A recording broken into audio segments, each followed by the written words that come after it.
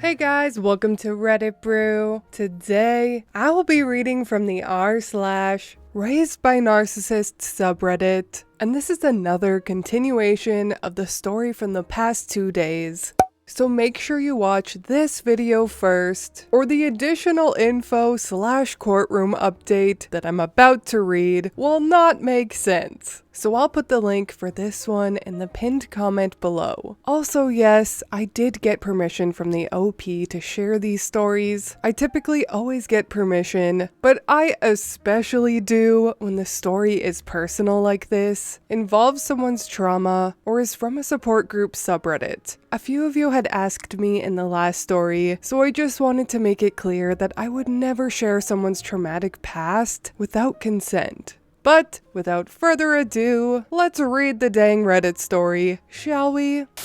My mother, the infantilizer, argued with the judge because she felt she'd done no wrong. While I did press charges on my mother for stalking me and trying to frame me as a drug dealer, I didn't want to spend much time in court because that meant being near her. So the events I'm about to describe are half from me and half from my dad. They probably aren't very accurate. It was 5 years ago, so please don't savage me if anything sounds off. It's something I've mostly tried to put behind me. To start off with, my dad actually didn't know that my crazy mother had taken a flight to my state to stalk me. She claimed to him that she was gonna take a small vacation away from everyone for her own mental health, and never said where she was going. And my poor dad didn't know what she was about to do, or he would have warned me. My mother then spent several days secretly following me and my girlfriend around with her smartphone. She used the spare key we kept hidden inside of a fake rock to get into the house we were living in at the time. She then photographed everything she could, even more intimate things I'd rather not describe. Then after she returned home, my dad said she looked really smug about something. He described it as the kind of look someone has when they think they've won, and she seemed unusually happy and giddy until police came and arrested her on Christmas. Dad said she was bawling her eyes out and saying she didn't do anything wrong as she was being carted out by the cops. The evidence against her was clear. All the photos were found on her phone, and my dad quickly realized what she'd done. The call my mother made to claim I was selling drugs, she even made from her own smartphone. The call was recorded and was very much traced back to her phone quite easily. When my mother was confronted with the evidence, my dad said she just started crying and begging, and when she refused to get up from the table, the police had to move her. Dad said she went totally limp and refused to cooperate. No one bailed her out of jail either. She had to use her own money to get herself out. Dad said she wanted to call me to beg, but I guess in a rare moment of clarity, she figured out there was no way in hell I'd bail her out after what she did. So she spent a while locked up before finally using her own money to get out. She didn't try to run.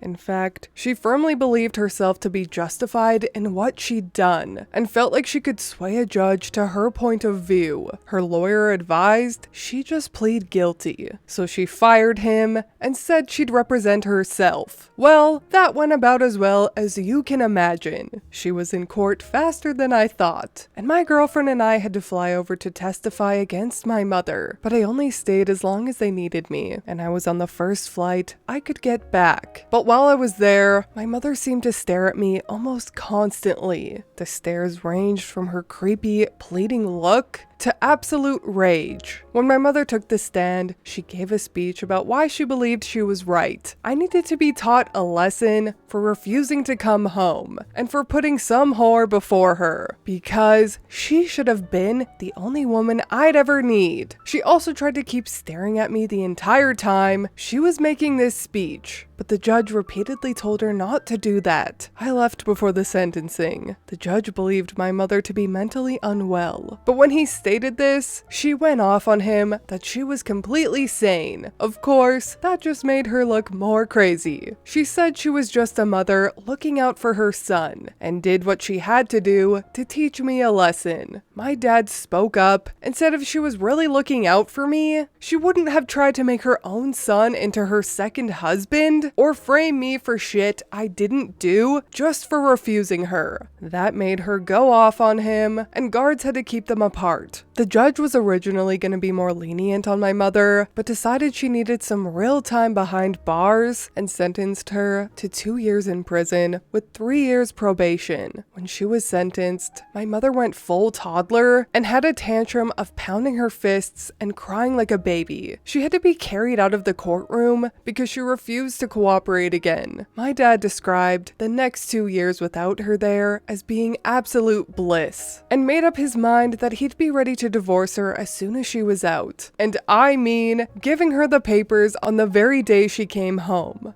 And that was the same day he left that house for good. He owns an Airstream trailer and parked it at a friend's house. From there, he spent months fighting my crazy mother in the divorce. That's when the more crazy shit about her came out, and my dad eventually won and moved to my state with his trailer as soon as he could. Aside from a few rare phone calls from her, I've not associated with my mother again, and neither has my dad. He spent some time just living as a retired man on the coast, but then decided to get a simple part-time job in a fish cannery because he was bored. He says it pays the bills and he's made a lot of friends. He's happy, and I'm happy he's happy. I visit him on the weekends when I can. My mother, though, I've not spoken a word to her in 2 years. Any number she ever used to call me with after court was blocked. I am done with her. Edit, forgot to mention, when I took the stand against my mother, I spilled my guts on all the creepy shit she did to me. All the stuff from my first post came out, and I had to make myself stop. Everyone but my mother in the courtroom was openly disgusted, and my mother just started ugly crying the moment all eyes were on her. The part where I told everyone that she'd called my girlfriend an interloping whore to some imaginary special bond she perceived us as having really struck a nerve, as I became furious just speaking of it. My mother defended herself and tried to say we did have that borderline incestuous bond, but I stated that was all in her head and always was. That made her have a breakdown, and court had to be ended for the day soon after that. I wasn't needed there anymore and flew home with my girlfriend that very night. Ugh, I am so glad this mother got jail time and such a long probation period, although I feel like it should have been longer. I did the math and realized that her probation is about to be over, and a lot of people in the comments realized this as well, and asked OP if he's prepared for potential irrational behavior for that. And he states that his home is decked out with cameras, he has dash cams, and that he's not afraid to pummel her to the ground if need be, which the mental image of that made me laugh. He also states that his appearance has changed significantly since his mother last saw him, so he's hoping she doesn't even recognize him. A few of you were also wondering about OP's dad, and were asking why he didn't defend OP and his siblings more, and why didn't he divorce this woman sooner. And you know me, I'm a gal that plays devil's advocate, which gets me into trouble a lot, but I'm not afraid to be who I am. So I asked OP. I just wanted to clarify a few things. Don't feel like you have to answer them, of course, but a lot of people were wondering why your dad didn't defend you more. I'm sure there's more to the story, but did your dad ever tell your mom off? Or tell her to stop acting this way towards you? Quite a few people are calling your father a coward, and I want to defend him as best as I can. My dad was henpecked into submission. He tried to defend me and my siblings, but my mother was such a crier and victimizer that always got really vindictive when she didn't get her way. She whittled him down to a shell of a man he once was. In the 2 years my mother was locked up, that time breathed some life back into him. And now he's happily free of her and living by the coast, which is exactly what I suspected. This man was living in an abusive relationship His self-esteem and mental health was likely beaten down so badly by this woman. He also likely stayed with her for so long for OP's sake. Like, just imagine if he left her and OP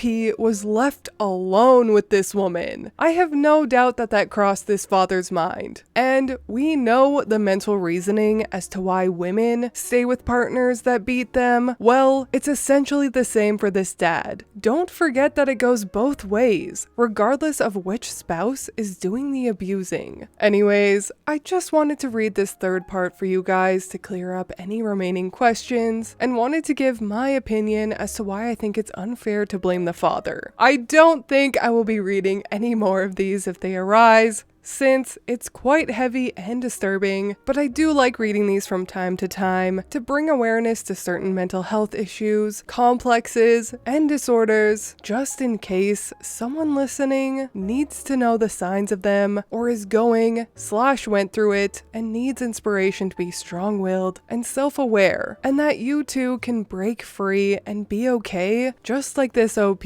But anyways, that is all from me today. I hope you got some value out of this Raised by Narcissists set of stories. If you did, please leave a like and subscribe. I truly appreciate when you do, and I will see you in the next Reddit story. Bye!